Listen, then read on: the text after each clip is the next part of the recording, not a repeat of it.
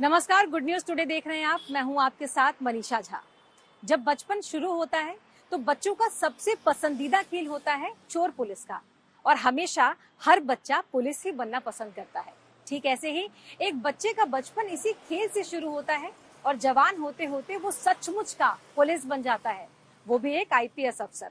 देश की राजधानी के पड़ोस में, वो भी नोएडा जैसे शहर की जिम्मेदारियों का भार उठाने वाले यंग ऑफिसर की कहानी अपने आप में एक दास्तान है। 25 साल की उम्र में यूपीएससी में सिलेक्शन और महज 1 साल में नोएडा जैसे शहर में डीसीपी क्राइम की भूमिका निभाना। नाम है शक्ति मोहन अवस्थी। दोनों टांगे तुड़वा के अपने पैरों पे खड़ा होना सिखाया सर। बड़ी मुश्किल से आया है एटीट्यूड। ये सीन तो याद होगा आपको। 3 इडियट्स का ये सीन इन कैंपस इंटरव्यू के दौरान का था। शक्ति मोहन यूपीएससी के सारे रिटर्न एग्जाम क्लियर कर चुके थे, अब बस इंटरव्यू बाकी था। इंटरव्यू में भी सारे सवाल पूछे जा चुके थे और शक्ति मोहन के हिसाब से उनका इंटरव्यू बहुत अच्छा हुआ था। तभी अचानक एक पैनलिस्ट ने उठते उठते एक आखिरी सवाल पूछ दिया। सवाल बड़ा अजीब था। इस सवाल के साथ एक कॉम्प्लीमेंट भी था। शक्ति मोहन इस सवाल और कॉम्प्लीमेंट को सुनकर ये समझ ही नहीं पाए कि वो कैसे रिएक्ट करे। फिर खुद को संभाला और जवाब दिया। कॉम्प्लीमेंट ये था कि पैनलिस्ट के हिसाब से शक्ति मोहन का चेहरा फिल्म स्टार शर्मन जोशी से मिलता है, और सवाल ये कि क्या शक्ति मोहन ने 3 इडियट्स की वो फिल्म देखी है, और अगर हाँ तो क्या उन्हें याद है कि इन कैंपस इंटरव्यू के दौरान आखिर में शर्मन जोशी ने क्या जवाब दिया था। अच्छी बात ये थी कि न सिर्फ शक्ति मोहन ने ये फिल्म 3 इडियट्स देखी थी, बल्कि उन्हें पूरे सीन का हर डायलॉग याद था। बट इस बार नंबर मेरे बहुत अच्छे थे, एंड ये बहुत रेयर होता है। जनरली सेम बोर्ड 2 साल में नंबर में बहुत वेरिएशन नहीं होता है। बट इसमें तो the last the chairman asked the question कि आपका जो फेस है एक एक्टर से बड़ा रिसेंबल करता है। And I been hearing this all across, क्योंकि जब मैं क्लास 12 में था तो उस टाइम में वो 3 इडियट्स मूवी आई थी। So I had been hearing this all throughout my life कि मेरा जो शायद स्माइल है या फेस है थोड़ा शर्मन जोशी जैसा लगता है। तो आई सेड हाँ सर, आई हैव हर्ड कि शर्मन जोशी जैसा लोग मुझे बोलते हैं। तो yes yes. So then he said कि देयर इज अ मूवी जिसमें वो एक सिमिलर इंटरव्यू दे रहा होता है, और सिमिलर ही वो एक बोर्ड बैठा होता है और कुछ सवाल पूछता है। एंड पता नहीं मुझे कैसे उस समय सीन याद था वो, लकीली। तो आई नरेटेड द सीन कि सर बड़ा मुश्किल से एटीट्यूड आया है, आप अपनी नौकरी अपने पास रख लीजिए, मैं अपना एटीट्यूड अपने पास रख लेता हूँ। आप अपनी नौकरी रख लीजिए, मैं अपना एटीट्यूड रख लेता हूँ। I am sorry, don't mind sir. And they all started laughing and it was a very jolly moment. क्योंकि जनरली कम होता है ऐसा कि एक मूवी का जिक्र एक सीरियस इंटरव्यू में आए। बट वो लास्ट क्वेश्चन था, I think it was just to normalise everything. मुझे ये भी लग रहा था कि इस तरह एक इंटरव्यू का सीन याद आ जाना is also very rare thing. क्योंकि मेरे डैफ में जो हमारा फॉर्म होता है उसमें मैंने कई जगह मुख्य जिक्र किया था कि मुझे शॉर्ट मूवीज देखना पसंद है, बनाना पसंद है। तो उससे मैच भी करा था वो question. It was related to my DAF only. और अगर डैफ से मुझसे कोई सवाल पूछा जा रहा है और मैं उसका जवाब ना दे पाऊँ तो it's a failure on my part. So I was like कि हाँ, एटलीस्ट आई नो कि मैंने वो चीज़ मूवीज के बारे में जिक्र किया है अपने इंटरव्यू में, और शायद इसीलिए पूछा भी गया वो। Maybe it was related to that. तो आई वॉज, मुझे ऐसा नहीं लगा। आई थॉट कि इट्स अ क्वेश्चन जिसका बारे में शायद सबको जानकारी भी एट द मोमेंट सबको याद भी ना है। पैनलिस्ट का यूपीएससी जैसे एग्जाम में ये सवाल और शक्ति मोहन का जवाब ये सीख देता है कि फिल्में सिर्फ मनोरंजन के लिए नहीं होती, कई बार ये बिगड़ी तकदीर भी बना देती है। आईपीएस बनने के बाद भी जब भी मौका मिलता है, शक्ति मोहन अपने बिजी वक्त में से वक्त निकालकर अपने पसंदीदा फिल्में अब भी देख लेते हैं। लेकिन जिस शर्मन जोशी से उनका चेहरा मिलता है, उस पसंदीदा एक्टर से अब तक कभी उनकी आमने सामने की मुलाकात नहीं हुई, पर उनकी हसरत है कि वो एक बार उससे जरूर मिले। हालांकि जब बात जिंदगी में कुछ बनने की थी, तब कुछ वक्त के लिए शक्ति मोहन ने अपने सारे शौक किनारे रख दिए थे। उसमें उनकी पसंदीदा फिल्में भी थी। शक्ति मोहन के मुताबिक सिर्फ सिविल सर्विसेज ही नहीं, बल्कि जिंदगी में किसी भी गोल को पाने के लिए जरूरी है कि एक टारगेट फिक्स किया जाए। उन्होंने कभी भी घंटों के हिसाब से या घंटे गिनकर पढ़ाई नहीं की, बल्कि हर दिन का एक टारगेट फिक्स किया था। वेल सेटल्ड लाइफ छोड़ने का एक की जो अपॉर्चुनिटी कॉस्ट है वो भी काफ़ी हाई होती है। तो सब तरह के प्रेशर रहते हैं, पर कुछ भी मुश्किल अच्छा हासिल करने की थोड़ी मेहनत तो करनी पड़ती है। तो उसी उद्देश्य से मैंने पहले वहाँ कोचिंग स्टार्ट की थी दिल्ली में, और पॉलिटिकल साइंस ऑप्शनल मैंने चूज़ किया। और उसके बाद फिर कोचिंग के साथ साथ आकर मैं प्रयास करता था कि मैक्सिमम अपने शेड्यूल में कोचिंग और पढ़ाई के अलावा कुछ तीसरा चीज़ ना करूँ मैं। तो मैं कभी घंटों का टारगेट बनाता नहीं, और मेरा जो आगे बच्चे जो देख भी रहे उनको मेरा सजेशन भी यही होगा कि कभी भी अपनी पढ़ाई को घंटों में आप ना जोड़ें, आप टारगेट बेस्ड पढ़ाई करें। आप सोच लें कि आज हमको शाम तक इतना कंप्लीट करना है या कल तक इतना कंप्लीट करना है। अगर वो नहीं कंप्लीट हो पाता तो उसको अगले दिन के टारगेट में जोड़ लें, और अगले दिन में जो आज छूट गया वो भी करना है, और कल का जो टारगेट है वो भी करना है। और चाहे वो 2 घंटे में हो, चाहे 4 घंटे में हो, कहीं 6 घंटे में हो, हमेशा टारगेट बेस्ड पढ़ाई करें। तो हमेशा मैं अपना डेली बेस्ड, मुझे लगता है कि सिविल सर्विसेज में स्ट्रैटेजी बड़ी इंपॉर्टेंट रोल प्ले करती है। आपकी स्ट्रैटेजी बहुत ही अच्छी होनी चाहिए, और उसका एक साइंटिफिक रैशनल होना चाहिए उस तैयारी, उस प्लानिंग के पीछे। तो मैंने जब प्लानिंग करता था तो ऐसे ही प्लान करता था कि मैं इस चीज़ को इतने दिन में रिवाइज करूँगा, इस टॉपिक को इतने दिन में कवर करूँगा, इसके बाद ऐसे पढ़ूंगा, इतने में टेस्ट सीरीज लगाऊंगा, इतने में इतने रोज क्वेश्चन सॉल्व करूंगा, इतने प्रीलिम्स के क्वेश्चन सॉल्व करूंगा, इतने मेंस के क्वेश्चन सॉल्व करूंगा। ऐसा नहीं है कि स्ट्रैटेजी या टारगेट सेट करने से भी फौरन रिजल्ट मिल जाता है। कई बार सब कुछ झोंक देने के बावजूद भी मनचाही कामयाबी नहीं मिलती। शक्ति मोहन आईपीएस बनने से पहले इसी सिविल सर्विसेज में नाकाम भी रहे थे। 3 में से एक बार कामयाब हुए तो भी आईपीएस की जगह कम रैंकिंग की वजह से आईआरएस मिला, पर उन्होंने हिम्मत नहीं हारी। हालांकि आखिरकार उन्हें मनचाही कामयाबी मिली। तब उस दिन मन में इतनी सारी चीजें चल रही थी कि रिजल्ट देखने भी नहीं गए, यहाँ तक कि फोन भी साइलेंट पर था। जब मेरा फर्स्ट टाइम सिलेक्शन हुआ आईआरएस में, तो उस टाइम पे मुझे किसी का फोन आया था। मुझे मालूम था रिजल्ट आने वाला है, बट एग्जैक्टली नहीं पता होता आपको कि कब आएगा, किस टाइम पे आएगा। तो क्योंकि मेरे एक बार सिलेक्शन नहीं भी हो चुका था 17 में, जब मैं अटेम्प्ट दिया था, तो 31 मार्च मई 2017 सिलेक्शन नहीं हुआ था मैं। तो आई न्यू कि ना सिलेक्शन होना बड़ी खराब फीलिंग होती है। तो आई वॉज प्रिपेयर्ड उसके लिए भी, अगर सिलेक्शन नहीं होता है तो क्या होना चाहिए। सो मैं सोचा कि मैं रिजल्ट खुद देखूंगा, कोई अगर मुझे बता देगा तो पता ही लग जाएगा, और किसी का फोन नहीं आता यानी कि सिलेक्शन नहीं हुआ है। लकीली करीब आई थिंक शाम का 6:30 पौने 7 बजे रहा था, फ़ोन बजा, 1-2 दोस्तों का फ़ोन आया। मेरा फ़ोन साइलेंट पे था, मैं पढ़ाई करता था, फ़ोन साइलेंट पे रखता था। तो मैं उस समय तो नहीं उठा, जब मैंने कॉल बैक किया तो मैंने बताया कि ये रैंक आई है। फिर रिजल्ट देखा मैंने। हालांकि शक्ति मोहन को उनकी मंजिल मिल गई, लेकिन कई बार ऐसा भी होता है जब पूरी जद्दोजहद के बाद हर कोई यहाँ तक नहीं पहुँच पाता। मुमकिन भी नहीं है। सिविल सर्विसेज में हर साल 700 के करीब रिजल्ट रहता है, जबकि एग्जाम में बैठने वाले हजारों लोग होते हैं। इस नाकामी के दर्द को शक्ति मोहन ने भी झेला है, इसीलिए उनसे बेहतर इस बारे में कोई और बता भी नहीं सकता। फेलियर को बच्चे कैसे देखें? 2 तरीके से देखें। एक तो जो इंग्लिश में कहावत है कि इधर यू विन और यू लर्न। तो आप जीत से ज्यादा सीखते नहीं है, आप हार से ज्यादा सीखते हैं।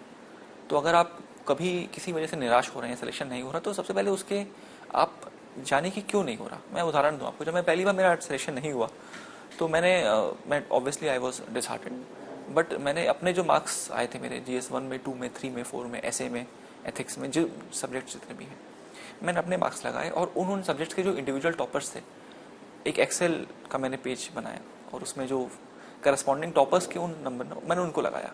तो मैंने पाया कि जितने मेरे नंबर थे और जो टॉपर के उन सब्जेक्ट्स में नंबर थे, ऑलमोस्ट हर सब्जेक्ट में 25-30 नंबर का फर्क था। शक्ति मोहन ने सक्सेस का एक मंत्र भी दिया है, और वो है खुद का आकलन करना और अपनी लाइफ की प्राथमिकताओं को तय करना। अगर हर इंसान ये तय कर ले कि कौन सी चीज या कौन सी ख्वाहिश बाद में भी पूरी की जा सकती है, कामयाबी उसके कदम जरूर चूमेगी। क्योंकि वक्त की ख्वाहिश तो हो सकती है, लेकिन गुजरे वक्त की कोई ख्वाहिश हो भी तो पूरी नहीं की जा सकती।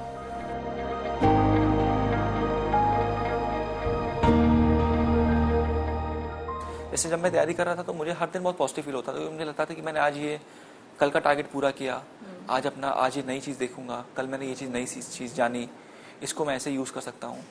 तो जब आप उसमें प्रोसेस में आपको बहुत मज़ा आने लगेगा, और आपको लगने लगेगा कि आप जो भी आप एग्जाम्स दे रहे हैं, मॉक टेस्ट दे रहे हैं, आप उसमें अच्छा परफॉर्म कर रहे हैं। तो अपना खुद का इवैल्यूएशन आप बहुत ही ऑनेस्टली करें, और जब आपको लगे कि आपका जो प्रोसेस में आपको अच्छा लगेगा, तभी आपका सिलेक्शन जो है वो शायद इजीली हो पाए। तो उस चीज़ का ज़रूर ध्यान रखें। दूसरा चीज़, यूपीएससी में अक्सर ही मैंने देखा है कि जो बच्चे सेलेक्ट होते हैं वो थोड़ा सा आइसोलेटेड हो जाते हैं तैयारी के दौरान, और मुझे इसमें कुछ भी गलत नहीं लगता है। अगर मैं लोगों को रिकमेंड भी ये करता हूँ कि अगर और ये लाइफ में मुझे मानना भी लगता है कि जब लाइफ में जो चीज़ ज़रूरी है वो चीज़ करनी चाहिए, everything else can wait in life. तो जब मैं तैयारी करता था तो मैं सोचता था कि क्या आज यहाँ चल जाऊँ मैं डिनर करने, फिर लगता था कि नहीं, कैन दिस डिनर वेट, तो मेरा इनर कॉलिंग बोलती थी यस इट कैन वेट। सो हमेशा लाइफ में ये चीज़ प्रायोरिटाइज करें कि क्या चीज़ ज़रूरी है। Everything else can wait except time. आपका टाइम जो है वो कभी रुकेगा नहीं, तो सब कुछ रुक सकता है, टाइम नहीं रुक सकता। तो आप हमेशा अपने टाइम को प्रायोरिटाइज करें, और उस टाइम में क्या आप एक्शन करने वाले हैं उसको प्रायोरिटाइज करें, वो बहुत इंपॉर्टेंट है। और मैं हमेशा जब तैयारी करता था, मैं बच्चों को बोलता भी यही हूँ कि खुद से बस एक ही सवाल पूछें कि अगर हम ये काम नहीं करेंगे, अगर कोई डिस्ट्रैक्शन आपके पास है, चाहे वो व्हाट्सएप का डिस्ट्रैक्शन हो, चाहे वो कहीं घूमने का डिस्ट्रैक्शन हो, चाहे आपके जो पीयर्स हैं, कोई अच्छी यूनिवर्सिटी में एडमिशन ले रहा होगा, किसी का अच्छा प्लेसमेंट हो रहा होगा, कोई विदेश घूम रहा होगा, और ये शायद सभी बच्चे जो तैयारी कर रहे हैं वो फेस करते हैं। तो अपने से यही सवाल पूछिए कि क्या ये सब विदेश घूमना या बाहर यूनिवर्सिटी में पढ़ाई करना या कहीं नौकरी लगना या प्लेसमेंट लगना, can this wait? Shakti Mohan बेशक अब स्टूडेंट नहीं बल्कि एक पुलिस अफसर हैं, पर उनका कहना है कि पुलिस को लेकर जो इमेज बनाई गई है, कम से कम वो तब भी उस इमेज को नहीं मानते थे जब वो छोटे थे। उनके हिसाब से पुलिस से सिर्फ उन लोगों को डरना चाहिए जिन्होंने कोई गलत काम किया हो। हमेशा याद रखना चाहिए कि पुलिस जो होती है वो सबकी दोस्त होती है एक्सेप्ट जिन्होंने कोई गलत काम किया हो। मैं आपको एग्जांपल दूं, जब मैं मतलब बचपन से ही अगर मुझे कहीं रास्ता जाना होता तो मैं पुलिस वाले से ही पूछता था, बिकॉज उनसे बेटर रास्ता तो किसी को मालूम ही नहीं होगा। अगर मैं बॉम्बे घूमने जाता था तो पता नहीं होता था कौन सी लोकल ट्रेन कहाँ जाती, तो मैं या तो पुलिस वाले से पूछूंगा या जो उस मेट्रो का ड्राइवर है, लोकल का ड्राइवर, उससे पूछ लेता था। दिस इज जस्ट, या अगर मुझे किसी से पूछना तो मैं टीटी से डायरेक्ट पूछ लूंगा कि आपको कहाँ जाना है। तो एक लोग के मन में स्टेट के जो भी रिप्रेजेंटेटिव्स हैं, अलग अलग फील्ड के, चाहे पुलिस हो, चाहे रेलवेज में टीटी हो, या अन्य जो भी हमको लोग मिल रहे हैं, हमें हमेशा उनका फ्रेंड्स बनना चाहिए। और क्योंकि उनसे बेटर हमें को गाइड भी नहीं कर सकता, तो आप उसी माइंडसेट के साथ रहें। और जब भी आपको रियलाइज हो कि कोई चैलेंजेस, कॉम्प्लेक्सिटीज हो, तो आप लोगों से बात करें। जिस दिल्ली में कभी पढ़ाई करते हुए शक्ति ने सिविल सर्विसेज की तैयारी की, आज उसी दिल्ली से चंद किलोमीटर की दूरी पर वो नोएडा में उसी पुलिस की इमेज को बदलने की कोशिश में लगे हैं, जिस इमेज को उन्होंने कभी सही माना ही नहीं था।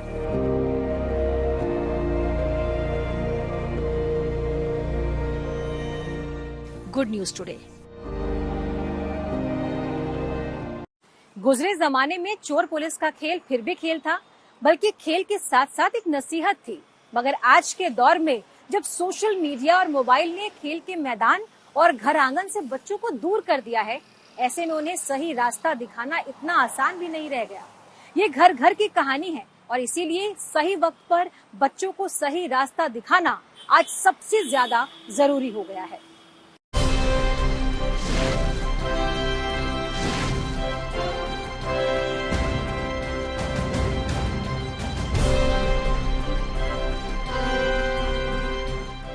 विदेश में नौकरी कर रहे शक्ति मोहन अवस्थी की जिंदगी में वैसे तो सब सही चल रहा था।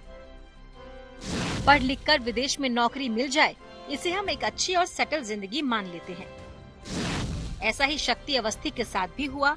शक्ति अवस्थी मंगोल और अल्जीरिया में नौकरी कर रहे थे और पेशे से इंजीनियर थे, लेकिन विदेश में रहकर देश की याद ने उन्हें वापस यहाँ खींच लिया। शक्ति कहते हैं कि जब हम विदेश में होते हैं तो देश की याद सबसे ज्यादा आती है।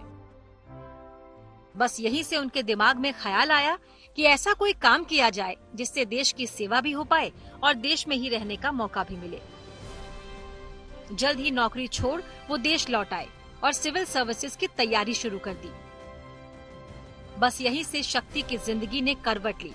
मोबाइल फोन, सोशल मीडिया, दोस्ती यारी, घूमना फिरना, पिक्चर देखना, लग्जरी लाइफ, सब कुछ छोड़कर शक्ति ने चुना मेहनत, लगन, पढ़ाई, तैयारी, समर्पण, एकाग्रता और सपने को सच करने का जुनून। और वो कर दिखाया जो लाखों युवाओं का आज सपना है। आज शक्ति एक IPS अफसर हैं और एक बड़ी जिम्मेदारी निभा रहे हैं। मैक्सिमम अपने शेड्यूल में कोचिंग और पढ़ाई के अलावा कुछ तीसरा चीज ना करूं मैं, तो मैं कभी घंटों का टारगेट बनाता नहीं। और मेरा जो आगे बच्चे जो देख भी रहे हैं उनको मेरा सजेशन भी यही होगा कि कभी भी अपनी पढ़ाई को घंटों में आप ना जोड़ें, आप टारगेट बेस्ड पढ़ाई करें। देश की सबसे कठिन परीक्षाओं में से एक, पढ़ाई करने वाले हर दूसरे बच्चे का सपना, देश की सेवा करने वाले हर युवा की मंजिल, मेहनत, त्याग और समर्पण मांगने वाला इम्तिहान UPSC यानी यूनियन पब्लिक सर्विस कमीशन। हर साल लाखों बच्चे इसकी तैयारी करते हैं, लेकिन उन लाखों में से कुछ ही बच्चे मंजिल तक पहुंच पाते हैं। UPSC की तैयारी से एक अफसर बनने तक का सफर कुछ सालों का होता है, लेकिन यही कुछ साल देश का भविष्य तय करने वाले बच्चों का भविष्य तय करते हैं। ये शक्ति मोहन अवस्थी हैं, सेंट्रल नोएडा के DCP यानी डिप्टी कमिश्नर ऑफ पुलिस। पूरे नोएडा शहर का दारोमदार इन्हीं कंधों पर है। कम उम्र में शक्ति अवस्थी ने UPSC की तैयारी से लेकर अफसर बनने तक का सफर तय किया है। इनकी कहानी आज के युवाओं के लिए प्रेरणा है, संदेश है, उदाहरण है। कोशिश मैं करता था कि अपने शेड्यूल को बहुत ही घंटों के हिसाब से स्ट्रक्चर कर पाऊँ और टारगेट बेस्ड पढ़ाई कर पाऊँ। तो मेरा सबको सजेशन भी यही रहता है कि ऐसे ही पढ़ाई करें। और कई बार आपने भी देखा होगा कि पूरे दिन किताबें खुली रहती हैं और कुछ नहीं पढ़ते हैं, और कभी कभी 1 घंटे में इतना पढ़ लेते हैं जो पूरे दिन में हम लोग नहीं पढ़ पाते। तो हमेशा इसी अप्रोच के साथ पढ़े। मैंने भी ऐसे अप्रोच के साथ पढ़ा।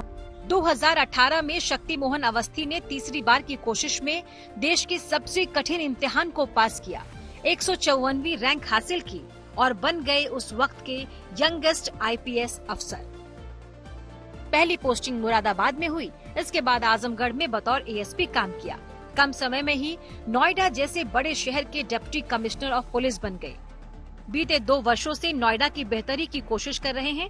साथ ही वो बताते हैं कि मुरादाबाद और आजमगढ़ के बाद यहाँ का वर्क कल्चर, यहाँ का क्राइम पैटर्न, यहाँ के मसले कितने अलग और कितने चैलेंजिंग है। तो मैं कोशिश करता हूँ कि जो मेरे पास पीड़ित आ रहा है उसको मैं इन तीनों में से जो भी चीज उसके लिए राइट है वो बता दूं। अगर उसका काम ठीक है और पुलिसिंग का काम है तो मैं उसको पूरा करवा देता हूँ। अदरवाइज उसको हम लोग बता देते हैं कि आपका काम इस विभाग का काम है, पुलिस का काम नहीं है, तो आप उस विभाग से अपना काम करा लें। पोस्टिंग के कुछ ही वक्त में शक्ति अवस्थी ने एक बड़े GST स्कैम का खुलासा किया। ये घोटाला 40,000 करोड़ रुपए का था। कई लोगों को जेल हुई जो आज भी अपनी सजा काट रहे हैं। GST घोटाले को पकड़ने के बाद उन्हें और उनके काम को बहुत सराहा गया। उन्हें कई अप्रिसिएशन अवार्ड्स मिले। GST स्कैम के बाद ऐसे और भी कई जालसाजों को शक्ति अवस्थी के नेतृत्व में पकड़ा गया। शक्ति अवस्थी के इन्हीं प्रयासों ने उन्हें एक तेज तर्रार ऑफिसर की पहचान दिलाई। पुलिस से डरने की जरूरत केवल उनको है जिन्होंने गलत काम किया है। जिन्होंने कोई गलत काम नहीं किया है उन्हें पुलिस से डरने की कोई जरूरत नहीं है। जितनी भी हम लोग पीस कमेटी मीटिंग्स करते हैं या स्टेक होल्डर से बातचीत करते हैं, मैं हमेशा एक जो संस्कृत का श्लोक है उससे दोहराता हूँ कि धर्मो रक्षति रक्षिता, यानी जो धर्म की रक्षा करता है धर्म उसकी रक्षा करता है। तो अगर आप कोई गलत काम नहीं करेंगे तो आपके साथ कभी भी अन्याय नहीं होगा, और आप धर्म का पालन करेंगे तो धर्म आपकी रक्षा करेगा। शक्ति मोहन का मानना है कि पुलिस के साथ आम लोगों का रिश्ता दोस्ती का होना चाहिए। उनका मानना है कि उनके पास अगर कोई पीड़ित अपनी शिकायत लेकर आता है तो वो खाली हाथ नहीं लौटता। या तो समस्याएं खत्म हो जाती हैं या खत्म होने का रास्ता मिल जाता है। हम लोग डेली बेसिस पे जब जन सुनवाई करते हैं तो अगर मैं तो मान के चलता हूँ कि अगर मेरे पास पीड़ित आ गया तो फिर उसको कहीं और नहीं जान भागना चाहिए। उसको अगर उसका काम सही है तो काम होना चाहिए, अगर काम सही नहीं है तो उसे पता होना चाहिए कि काम सही नहीं है, और अगर पुलिस के द्वारा नहीं होगा तो किस विभाग के द्वारा उसका काम हो सकता है। बस अगर ऐसी ही इच्छा शक्ति हर पुलिस अफसर की हो तो आम लोगों से रिश्ते से लेकर सिस्टम तक में ट्रांसपेरेंसी रहेगी और आम लोगों के मन में पुलिस की छवि और बेहतर हो पाएगी। Good news today. बच्चों को सही जगह तक पहुंचने के लिए सही जगह से होकर गुजरना जरूरी है, और इन बच्चों को पढ़ने की सही जगह देने के लिए शक्ति अवस्थी ने अपनी पोस्टिंग के वक्त कुछ पुलिस ऑफिसर्स के साथ मिलकर एक लाइब्रेरी की शुरुआत की थी, जिससे बच्चों को पढ़ने के लिए एक बेहतर जगह मिल पाए और कई शक्ति अवस्थी देश की सेवा करने के लिए तैयार हो जाए।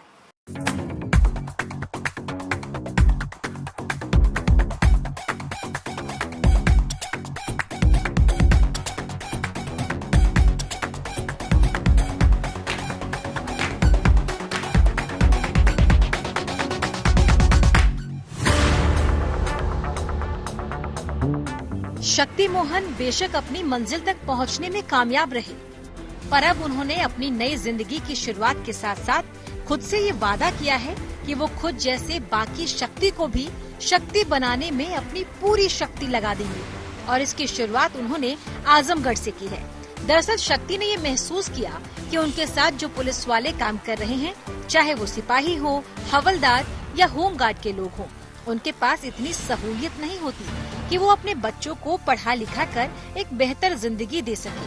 बस इसीलिए उन्होंने अपने कुछ साथी पुलिस अफसरों के साथ मिलकर ऐसे पुलिस वालों के बच्चों को पढ़ाने के लिए आजमगढ़ में एक लाइब्रेरी खोली। जब मैं आजमगढ़ में पोस्टेड था तो कप्तान सर और हमारा एक प्लान था कि क्यों ना आजमगढ़ में एक लाइब्रेरी की शुरुआत की जाए। हाँ, क्योंकि आजमगढ़ में जो लिटरेसी है वो उतना as compare to other district उतनी हाई नहीं, और वहाँ पर पुलिस वालों के पास उतने बड़े मकान नहीं होते कि अपने बच्चों को अलग से स्टडी रूम दे पाए। हालांकि शक्ति ने हमेशा अपनी पूरी जिंदगी, खासकर सिविल सर्विसेज की तैयारी के दौरान, खुद के लिए कई कड़े नियम बनाए थे। उनका शुरू से यही मंत्र रहा है कि जिन चीजों के लिए वक्त इंतजार कर सकता है, वो सारी चीजें वक्त आने पर ही करेंगे। सिविल सर्विसेज में कामयाबी के बाद जब वो मसूरी ट्रेनिंग के लिए पहुंचे, तब वहीं उनकी मुलाकात एक लड़की से हुई। दोनों साथ में ट्रेनिंग कर रहे थे। उसी ट्रेनिंग के दौरान दोनों को लगा कि वो एक दूसरे के लिए सही पार्टनर हैं, और इत्तेफाक से वक्त भी सही था। And luckily we got to know each other very well during the training. पहले फाउंडेशन कोर्स में वी मेट और फिर हमने ट्रेनिंग भी अपने साथ, she completed almost the entire IPS की training also, so we got to know each other in a much better manner. Training ऐसा टाइम होता है जिसमें आप वाकई एक दूसरे को अच्छे से जान पाते हैं, क्योंकि बहुत टफ होती है। आईपीएस की ट्रेनिंग इज अमंग से toughest training, not just in India but across the world. तो हम लोग काफी अच्छे से एक दूसरे को जान पाते हैं, and specially in the time of difficulty it's much better to know somebody. तो वहीं पे मुलाकात हुई, we got married, and then she gave the exam again, तो शी गॉट इनटू आईएएस। अभी she is posted in Ghaziabad. शक्ति की इस कामयाबी की कहानी में एक सबक है। सबक ये कि वक्त कभी लौटकर नहीं आता।